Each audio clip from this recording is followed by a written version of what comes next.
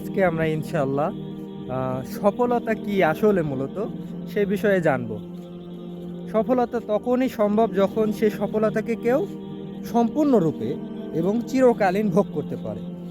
কিন্তু আমরা মানুষ এমনই বোকা যে মনে করছি যে আমরা দুনিয়ায় যা অর্জিত করব, এই দুনিয়ায় আমরা সারা জীবন তা ভোগ করতে পারব। কিন্তু এটা দুনিয়ায় কখনোই সম্ভব না।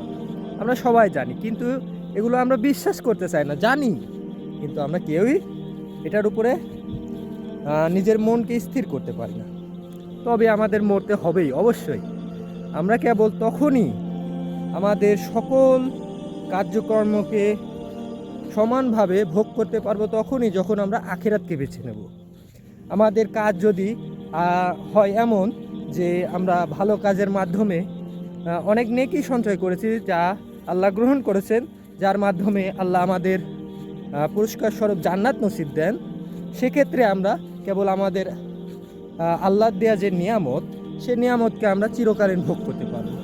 আর অন্যদিকে যদি আমরা গুনার কাজ করি, মন্দ কাজ করি, আল্লাহ না করুক, যদি আমাদের জাহান্নামে দিয়ে দেয়, সেক্ষেত্রে আমরা জাহান্নামে চিরকাল ভোগ করতে হবে সেই কঠিন ভয়ঙ্কর আযাব।